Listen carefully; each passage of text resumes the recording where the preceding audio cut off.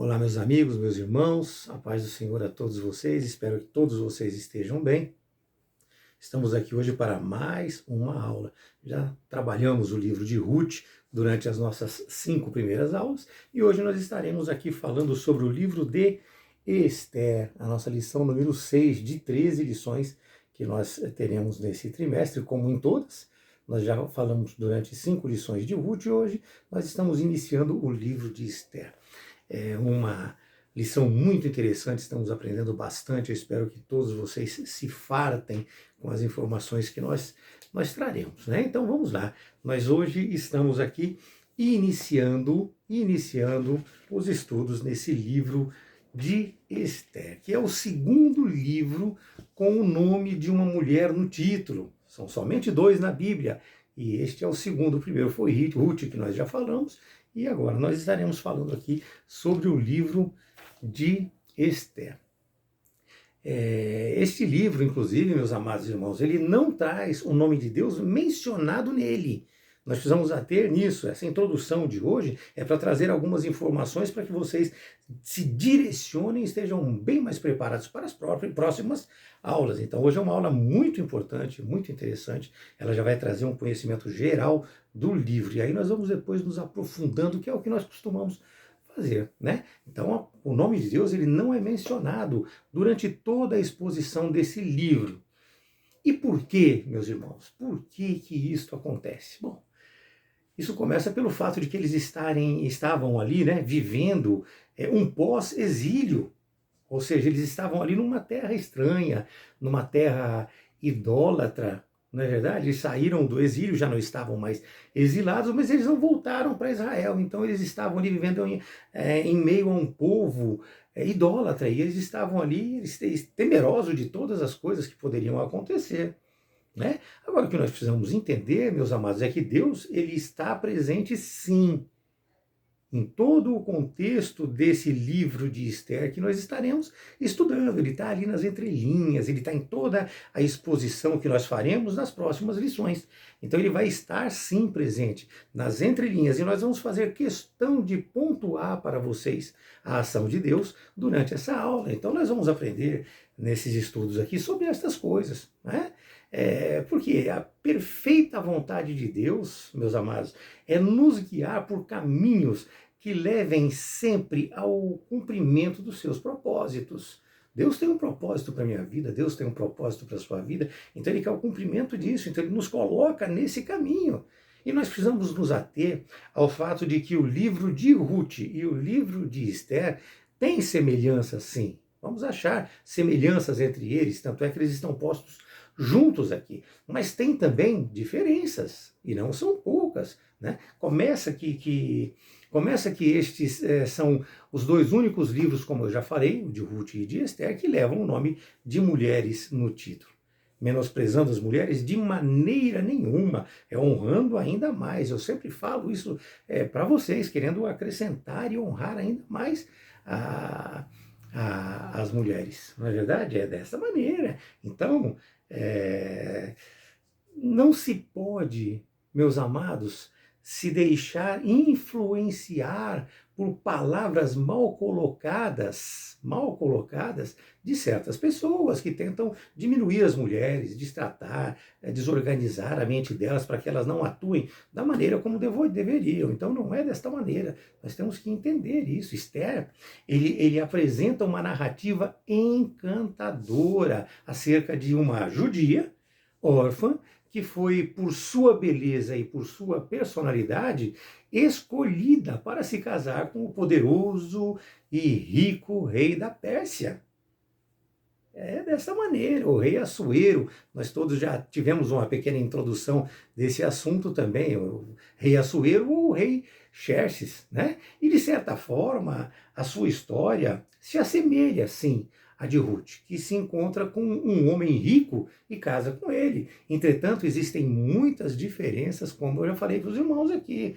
E essas narrativas bíblicas trazem esses contrastes, né? A iniciar com a distância cronológica entre esses 2 escritos.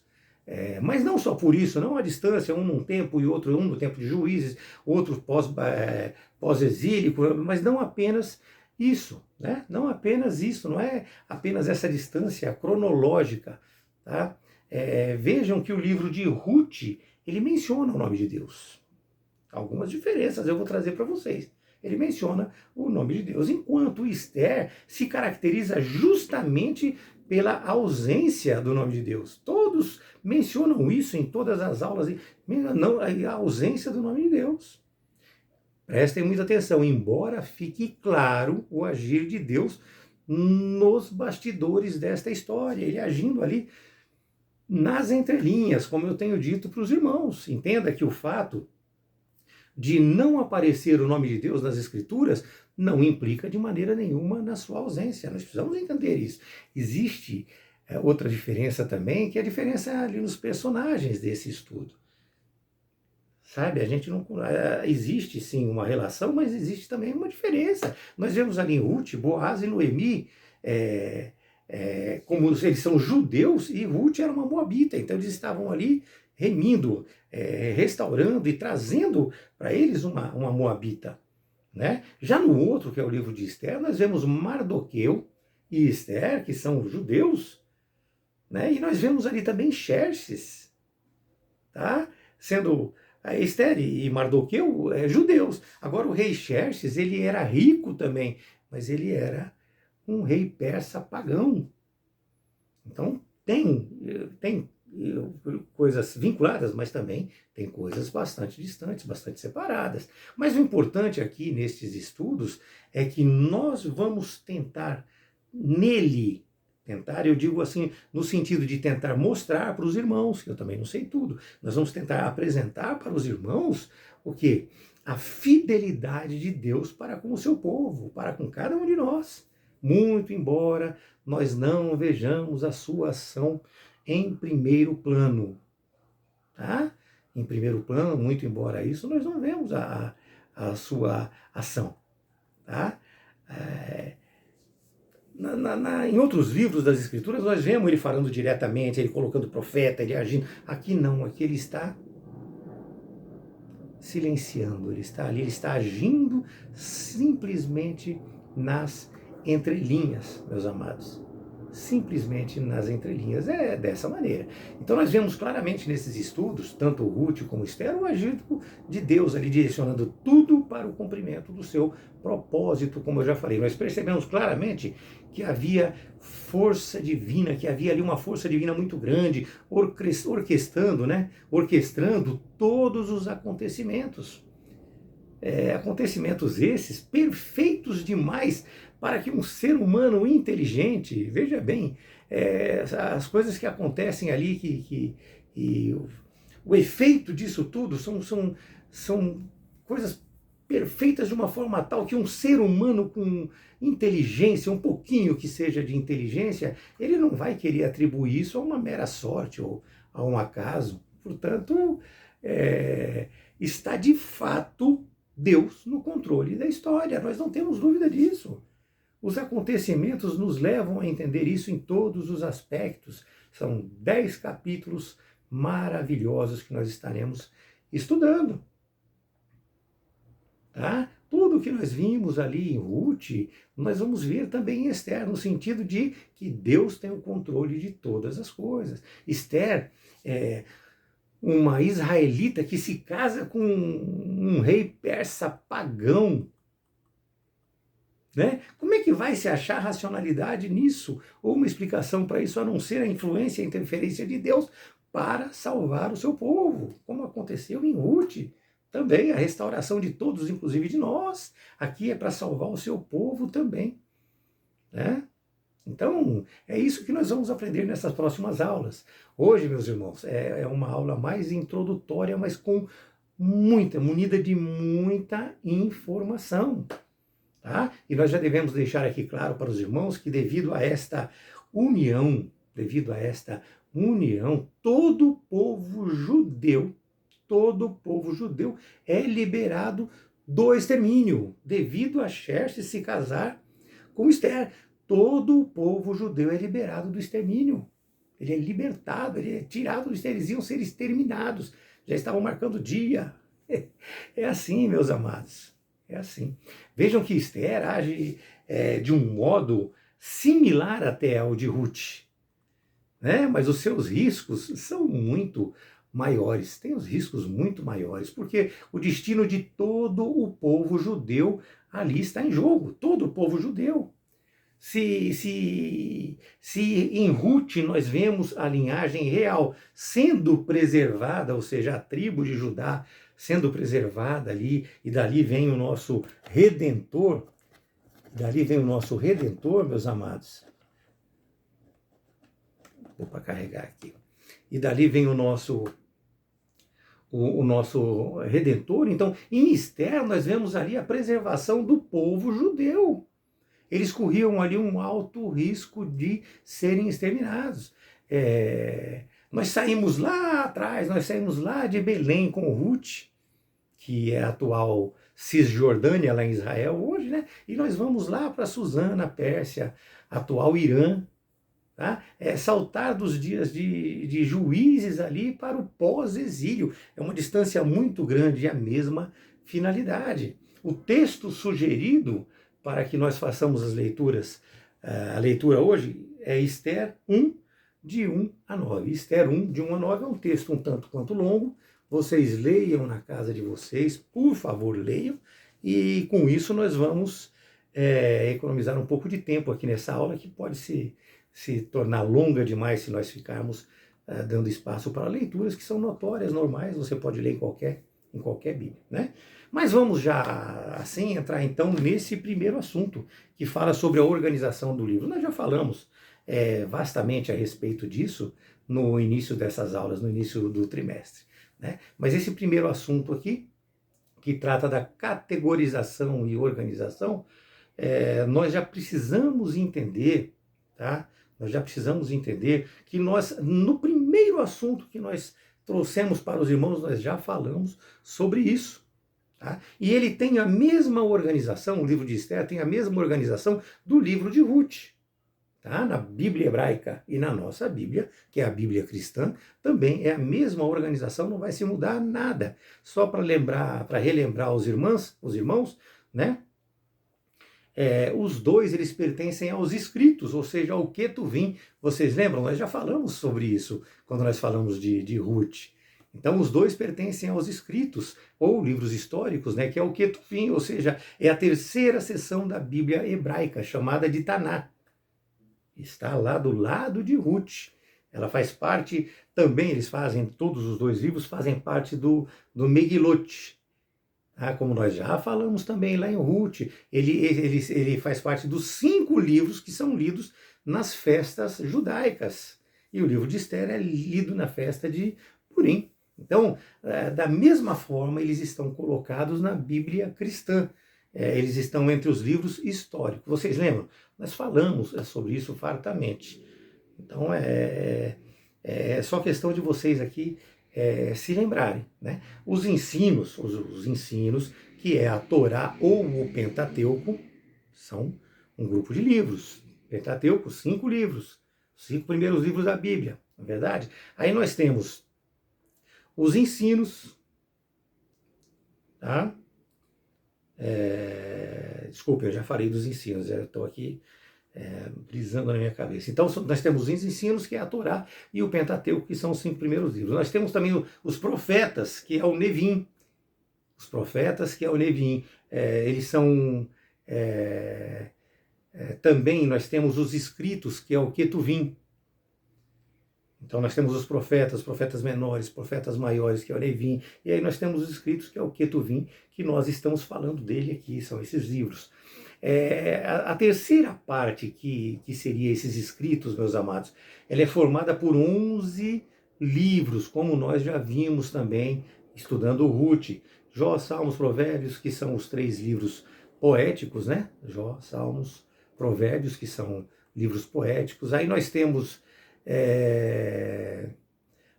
Cantares, Ruth, Lamentações, Eclesiastes e Esther, que formam os rolos lidos nas festas do Megilô, que eu falei para vocês.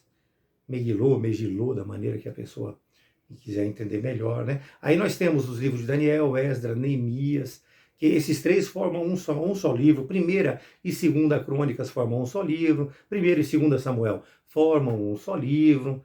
Né? Ou seja, são os mesmos, para resumir aqui para os irmãos, porque nós já estudamos isso no estudo de Ruth, né? Os mesmos 39 livros do Antigo Testamento nossos são os mesmos 24 livros que eles têm na Bíblia hebraica.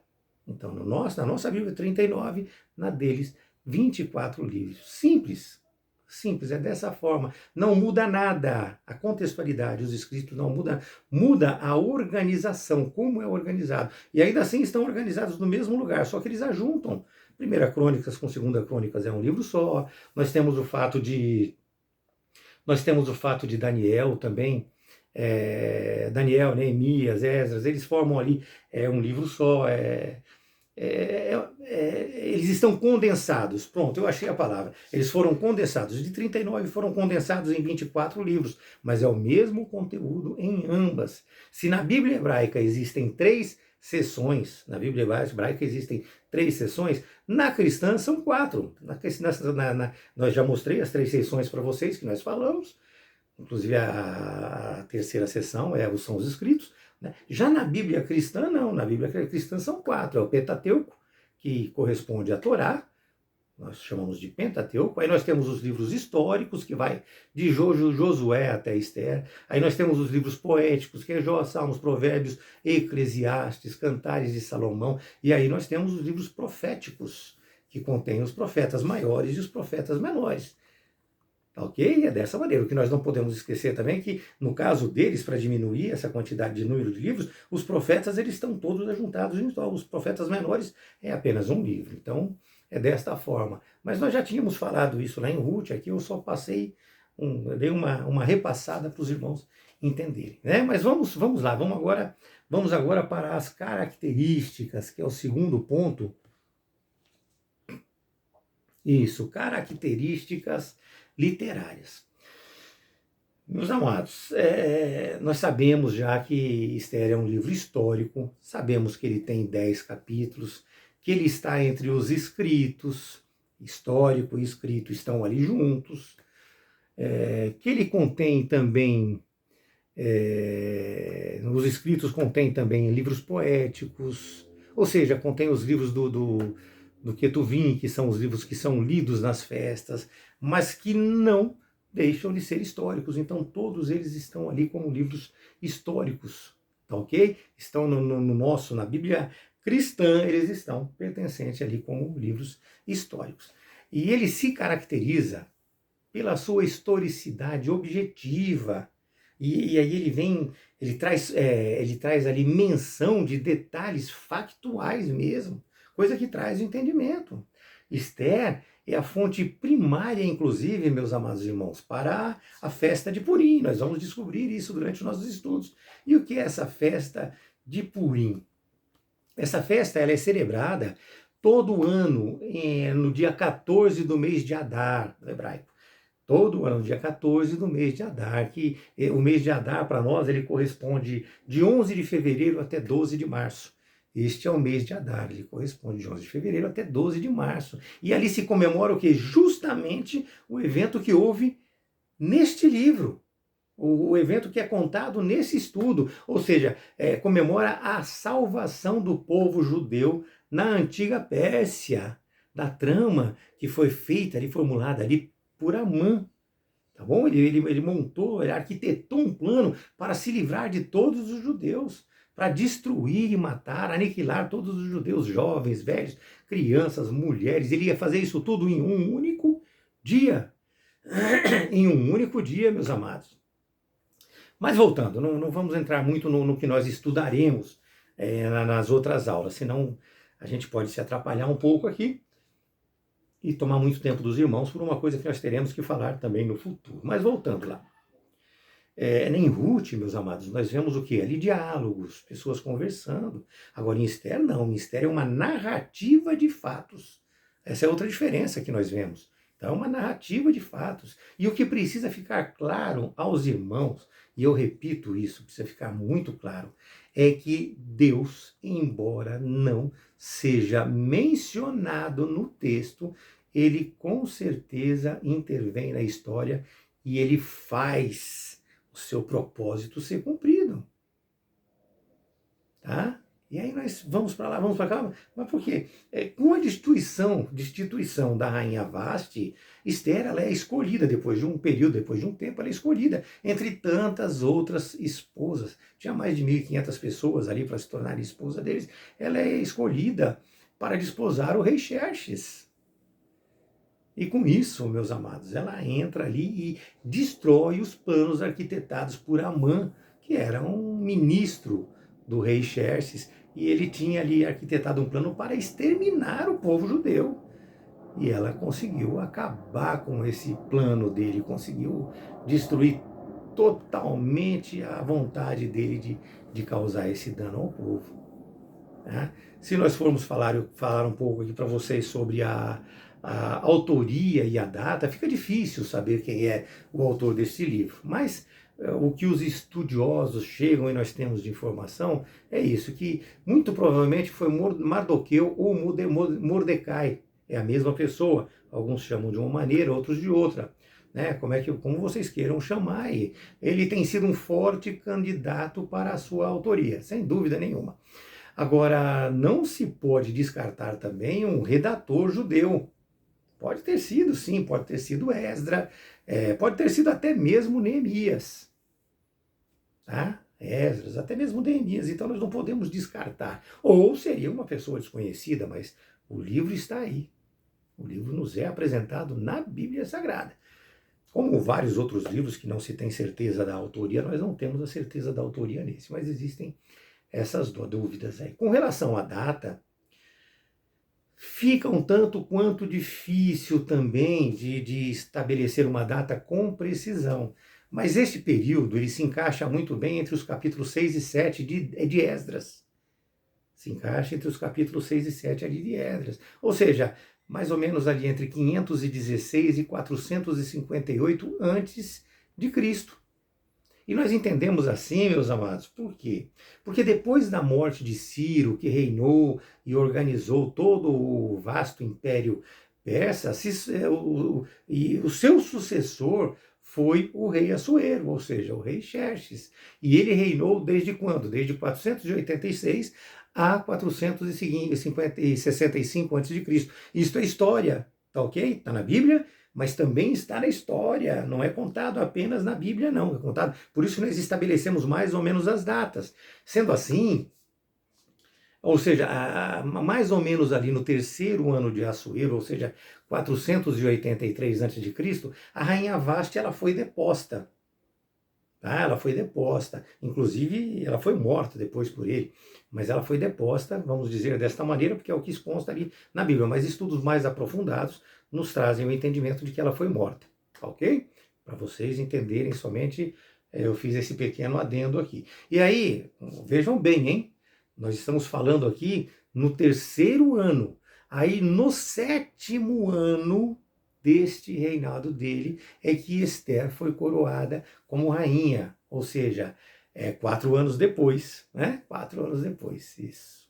4 anos depois, ela foi coroada como rainha. E no 10º ano de Assuero, ou seja, em 473 a.C., é que houve esse livramento dos judeus, ou seja, 6 anos depois.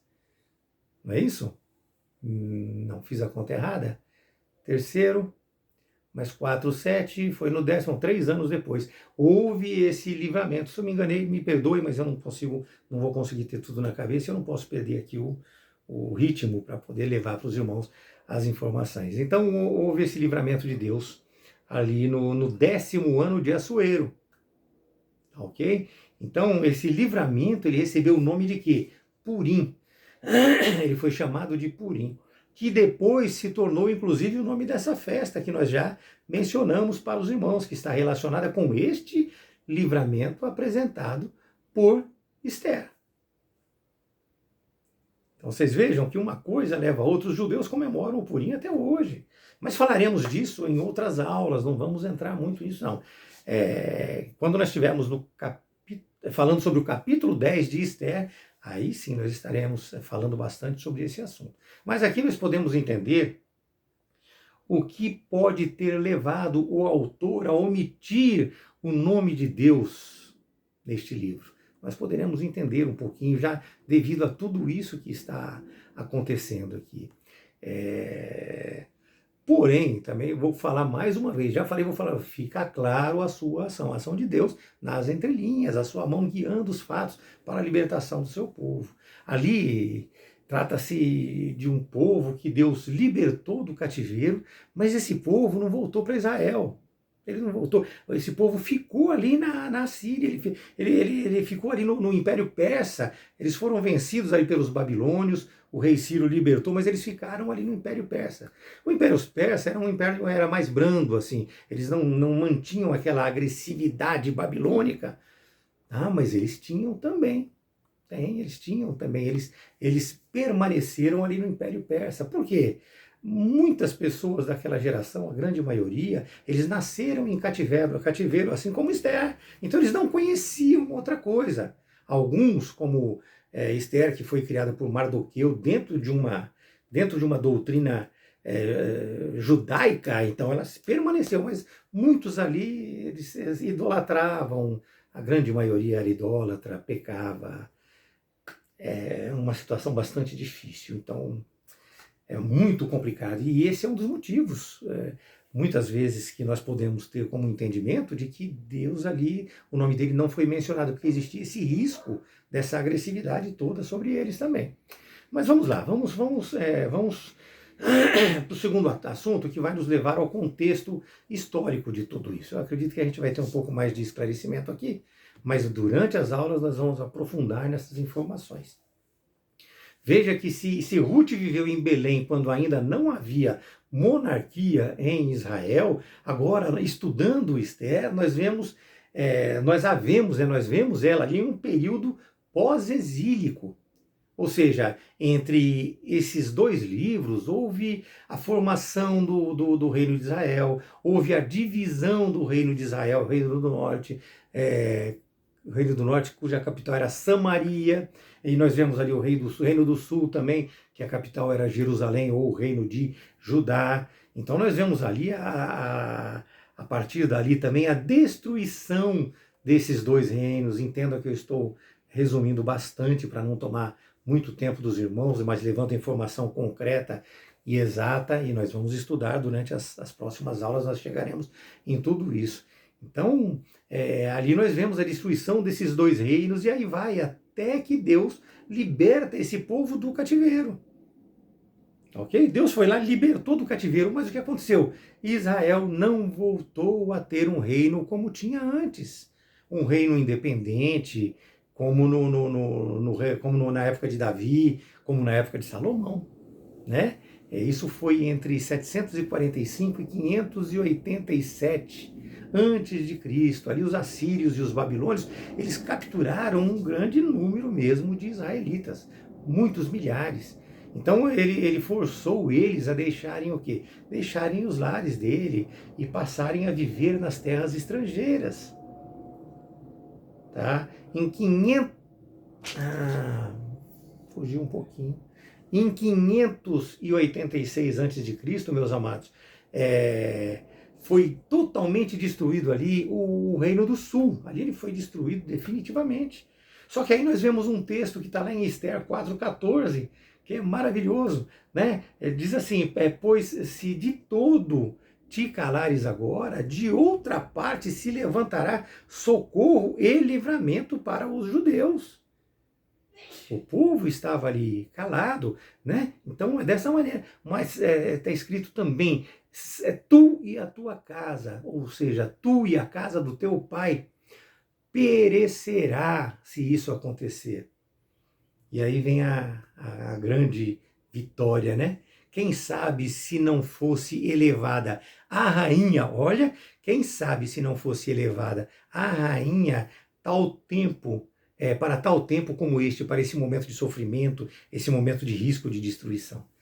né? Então Deus é maravilhoso, porque ele conversa muito, ele fala muito e ele interfere sem a menção do nome de Deus. Isto significa que Deus interviria na história, porque ele tem o controle de todas as coisas, meus amados. Portanto, o que achavam que seria o fim ali não foi o fim. Assim como também ocorreu com o nazismo agora, que todos nós temos esse conhecimento. Isso aconteceu agora. E da mesma forma é lá atrás, nos escritos da Bíblia. Nós vimos o nazismo, a maioria das pessoas não viram. Porque eu mesmo nasci em 1960. Eu nasci em 1961. Então, eu não vivia aquela situação, eu não estava lá, mas nós conhecemos através da história. Então, da mesma forma, aconteceu lá e também aconteceu agora aqui com o nazismo. Eu falo agora porque faz pouco tempo, né? O nazismo também tentou acabar com os judeus. Uma das maiores atrocidades que nós vimos e nós tomamos conhecimento e hoje nós temos certeza que aconteceu. Por que nós não temos certeza do que aconteceu há 2000 anos atrás? É um tempo muito distante, as pessoas desqualificam essas coisas, o que não pode acontecer de maneira nenhuma com as escrituras sagradas, mesmo porque a história comprova todos esses reis e toda essa historicidade. É dessa maneira, meus amados. Ou seja, meus irmãos, o fim, ele ensejou um recomeço, tanto lá atrás como aqui agora com o nazismo, porque a mão poderosa do Senhor, ela preserva o seu povo, ela preserva a mim, ela preserva você, ela cuida de nós, Deus cuida de nós, e Ele tem um propósito para mim, Ele tem um propósito para você. Nós precisamos entender isso e passar a viver isso. Né? Mas voltando com o contexto histórico para os irmãos, nós vamos aí ao ponto 2, que diz assim, com o fim do exílio, né? Com o fim do exílio, ele acabou o exílio. Aí, como é que nós vamos dizer, meus amados? O êxodo da igreja, a igreja saindo de lá, o povo de Israel saindo de lá, desculpa, eu falei igreja, o povo de Israel saindo de lá, se deu assim de forma gradativa, bem gradativa mesmo. Por quê? Foi entre 538 e 445 a.C., com 3 líderes importantes. Nós tivemos 3 líderes muito importantes para tirar o povo de lá. Zorobabel, que era da linhagem real, né? Isso aconteceu em 538 a.C., quando Ciro libertou ali os judeus, né? Então ele levou uma parte do povo, tá? Eles eram ali uma média de 1 milhão de judeus. Sabe quantos judeus voltaram com Zorobabel para Israel? 50 mil. Olha, 5%, né? Voltaram para suas terras com Zorobabel. Aí depois nós tivemos também com Esdras, que era um escriba, ele era versado, era um sacerdote, lá em 458 a.C., ou seja, 58 anos após a conclusão do templo. E voltou um outro grupo ali, sobre a liderança de Esdras. Nós tivemos também Neemias. Neemias ele já não era um estudioso, não era da linhagem real, ele era um leigo, na verdade ele era um copeiro do rei, mas Deus levantou ele como líder de um outro grupo que voltou para Israel em 445 a.C. E assim nós vemos também, meus amados, podemos prestar bastante atenção aqui, que Deus ele chama quem ele quer, da maneira como ele quer, independente de poder, independente de intelectualidade, independente de conhecimento. Ele chama quem ele quer, ele chamou um copeiro. Olha, chamou um copeiro, que maravilha. Né? Então nós, com toda a nossa humildade, simplicidade, com o nosso pouco conhecer, também podemos ser chamados de Deus e somos chamados de Deus para cumprir o ID dele, para poder ir e divulgar o seu evangelho. Né? Falando um pouco para vocês do pós-exílio, onde ali nos dias de Assuero e de Ester, o Império Persa ele tinha três capitais. Nós já falamos também sobre isso lá na aula introdutória, na primeira aula que nós tivemos. Tinha 3 capitais, como nós já falamos, né? Nessa primeira aula. Tinha Suzã, Babilônia e Persépolis. Persépolis, sendo que os fatos que nós estamos narrando e como estamos iniciando agora os estudos, eles ocorrem ali em Suzã, onde era a residência de verão do rei Assuero. Mas que era, desculpem, do rei Assuero, mas que era Esther, tá? Isso era Esther, mãe, desculpem, Esther é órfã de pai e mãe. Desculpem, às vezes eu dou uma engastada aqui, mas é porque a mente ela falha. E eu não corrijo o vídeo não, tá? O vídeo eu não corrijo. Aqui o que eu falo mesmo. Se eu errar, eu peço desculpas e é dessa maneira. Então, Esther, meus amados, ela era órfã de pai e mãe, ela era uma judia exilada. Ela nasceu no cativeiro, já falei para os irmãos isso hoje também. Ela foi criada pelo seu filho, pelo seu primo, Mardoqueu ou Mordecai, e ela foi criada ali sobre os princípios da fé judaica. Nós não podemos esquecer disso. Mardoqueu, que era ali na Pérsia, né, ele tinha uma função ali, como a função de José no Egito, como a função de Daniel ali na Babilônia. Ele era uma espécie de governador. E assim, Esther e seu primo, eles foram usados para a preservação do povo de Israel. Para a preservação do povo de Israel.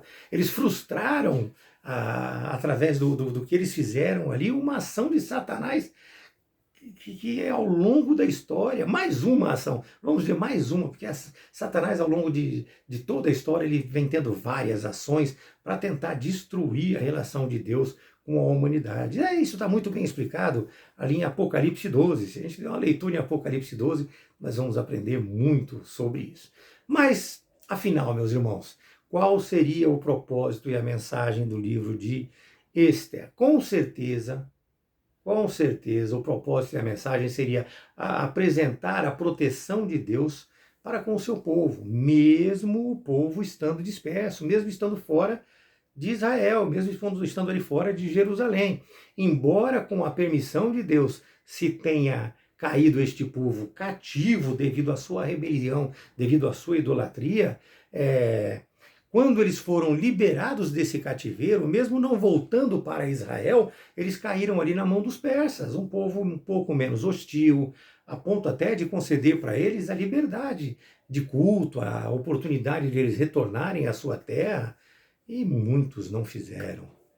De 1 milhão, se na primeira turma que foi 50 mil, imaginem depois nas outras duas, e alguns que iam isoladamente, muito pouca gente, tinha muita gente espalhada pela terra. E assim nós vemos claramente que mesmo diante da ausência da menção do nome de Deus, ele preservou esse povo. O cuidado que ele teve para com o seu povo, evitando através de Mardoqueu e de Esther a destruição, ou seja, a aniquilação do povo judeu que foi tramada por Amã. Então Deus se fez presente, sim, uma aniquilação. Eles iam exterminar o povo judeu ali. O povo, e nós veremos isso durante as nossas outras aulas. Eu não estou me aprofundando. Não esqueçam, eu estou trazendo para vocês o contexto da história para que vocês possam entender nas próximas aulas mais profundamente. Então, o povo judeu ali, meus amados, ele vivia ali uma falsa estabilidade. Ele achava que estava tudo bem, porque ele podia ir para onde ele queria, podia cultuar, podia ficar à vontade, mas ele estava se sentindo ali numa estabilidade boa. Mas, meus irmãos, nós sabemos que Deus ele abençoa seus servos aonde Ele quer que esteja. Nós sabemos, já estudamos sobre isso, nós vimos isso lá em Ruth, ela já orientou, o texto já nos orientou. Mas isso, ele se torna nulo, meus amados, quando nós escolhemos estar sempre no lugar errado, sempre no lugar errado, e nos envolvendo com aquilo, participando de tudo aquilo, manipulando as coisas. Eles foram libertos do exílio, então eles podiam voltar para Israel. Por que eles ficaram ali, sabendo que ali era lugar de idolatria? E eles também idolatravam. Tudo bem, eles nasceram, muitos ali durante o exílio, já estavam habituados com aquele tipo de relação com deuses e tudo mais. Mas por que eles poderiam, sabendo-se judeus escravos ali, foram escravizados ali, exilados, eles poderiam ir para Israel, voltar para a casa do pai, né? Nós vemos claramente, não podemos nem deixar de mencionar, nós vemos Daniel, José, Mardoqueu, até Ezequiel, entre outros tantos que foram abençoados em terra estrangeira, mas eles estavam em terra estrangeira perseverando. Perseverando. Foi o caso aqui de Mardoqueu, de Esther, também em terra estrangeira, perseverando em Deus, na palavra de Deus, em tudo que se vivia na comunhão com Deus. Já em certos, meus amados, casos, as pessoas estavam ali, elas se afastaram do Senhor, eles não viviam uma comunhão com Deus. Então eles buscavam ali estabilidade material. Eles queriam essa estabilidade longe da casa do Senhor. O que nós precisamos lembrar sempre é que não importa onde você está, que fique claro, não importa aonde você está. Falamos sobre isso também, estamos repetindo, falamos nas outras aulas, falamos já hoje, vamos falar novamente agora, não importa onde você está, desde que você esteja no centro da vontade de Deus, desde que você esteja entregue ao Senhor. Nós já temos falado isso continuamente. E ali em Suzã, se não fosse pela misericórdia de Deus, meus amados, os judeus teriam perecido. Dá uma lidinha lá, Esther 3, de 7 a 13. Esther 3, de 7 a 13, fala claramente sobre isso. E para encerrar essa aula introdutória aqui com os irmãos, nós vamos falar um pouquinho só sobre a festa de Purim, nós vamos nos aprofundar mais lá no capítulo 10, mas vamos falar um pouquinho só da festa de Purim. Nós já mencionamos ele no primeiro assunto desta aula aqui, e nós sabemos que existem as festas ordenadas pela lei. Nós temos a Páscoa, nós temos a festa dos pães asmos, nós temos a festa das semanas, nós temos a festa do tabernáculo, e nós vemos que outras duas festas se juntaram a elas, a festa do Purim e a festa também do Hanukkah. Não vamos entrar na festa do Hanukkah, nós estamos falando aqui sobre o livro de Esther, sobre a festa de Purim. Então, voltando ao Purim, que é a festa que tem a ver com este livramento divino que ocorreu lá em Suzã através de Esther e de Mardoqueu, ou seja, através de Deus agindo em toda a historicidade que nós estamos apresentando e agindo na vida deles, que eles estavam, sim, na presença de Deus. Então, nós veremos nas outras aulas que o Senhor ali livrou o povo do extermínio. Amados, tem detalhes desse extermínio que vocês não imaginam. Purim significa sortes. Por quê? Porque os inimigos eles lançaram sorte para determinar quando eles iam atacar, que dia que eles iam exterminar o povo, iam eliminar o povo todo em um só dia. Lembre-se que esta é apenas uma aula introdutória para deixar vocês aguçados, tá? Para deixar vocês aguçados, mas que isso possa ter entrado no coração de vocês para despertar a vontade de participar das outras aulas, de entrarem e assistir. É muita informação boa. Então, nós vamos tratar da história, nos aprofundando muito mais nela. E com esta introdução, tudo, com certeza, no decorrer das aulas, ficará muito mais claro. Tá? Tudo. As aulas que virão, devido ao que nós conversamos aqui hoje, vão ficar muito mais claras para os irmãos, vai ter um entendimento muito bom. E tenha certeza que vai ser muito edificante também. Amém? Que Deus abençoe vocês e eu aguardo vocês na nossa próxima aula da semana que vem. Deus abençoe, viu? Deus abençoe a todos.